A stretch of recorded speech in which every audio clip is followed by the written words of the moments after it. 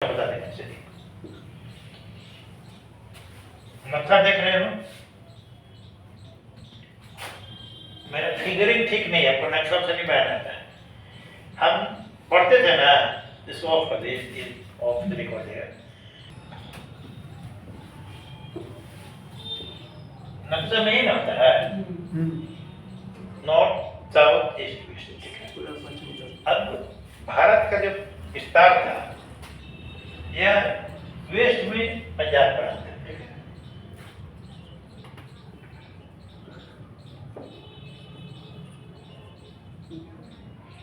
पूरे पंजाब का western side और बंगाल का ईस्टर्न साइड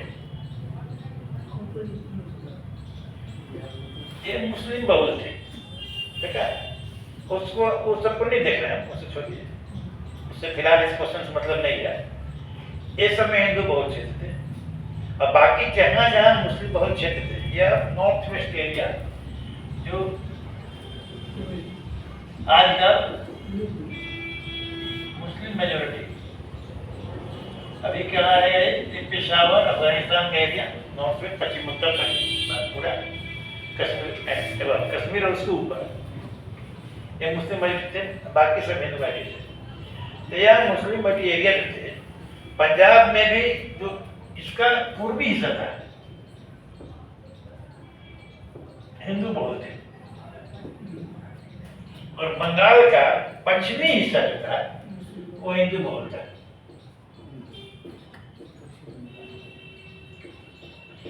पंजाब का पश्चिमी हिस्सा मुस्लिम बहुल था, ठीक है, पूर्वी हिस्सा हिंदी बहुल था, और बंगाल में ठीक उल्टा था, पूर्वी हिस्सा मुस्लिम बहुल था और ये हिंदू था।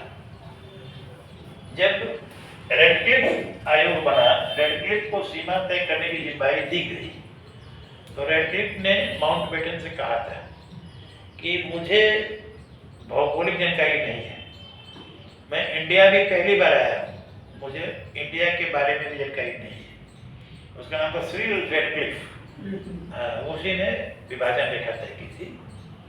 तो वो क्या बोला कि मुझे भूगोल की जानकारी नहीं है, मैं भारत पहली बार आया हूँ, मैं भारत की भी जानकारी नहीं है, तो मैं बंटवारा कैसे कर सकता हूँ। माउंटबेटन ने बोला कि इसीलिए आप सबसे फिट आदमी हैं, आपको जानकारी नहीं है, ये अच्छी बात है।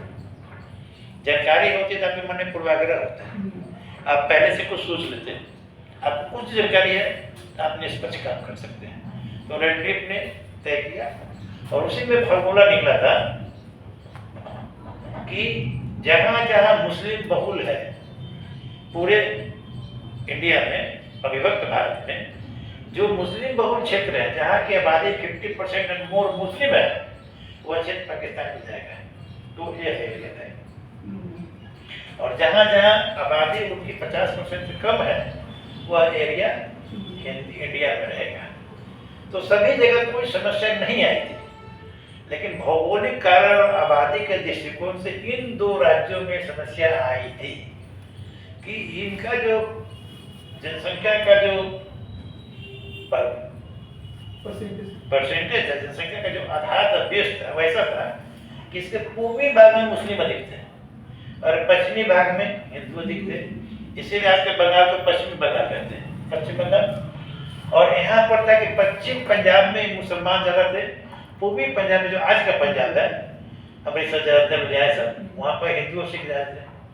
तो इन दोनों राज्यों को काटा गया, दो भाग में काटा गया, तो टेक्निकली पाकिस्तान बन गया, एक पाकिस्तान का हिस्सा गया। अब आपका प्रश्न ये है कि यहाँ पर है ये पाकिस्तान आज वाला,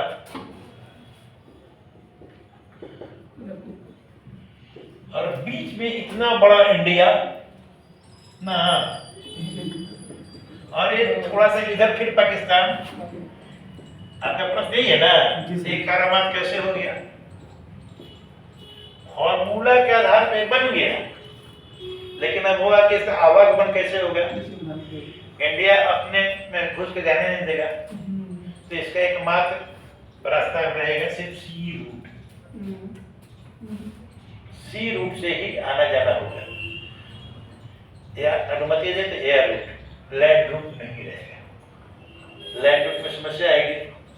इसीलिए इस पटान डिस्ट्रिक्ट भौगोलिक संरचना को देखते हुए माउंट बेटन ने कहा था उसने, जो उसमें गवर्नर थे भारत के, उसने कहा कि बंटवारा तो हो गया है, लेकिन ये इतना विचित्र बंटवारा है कि 25 साल से अधिक नहीं चलेगा।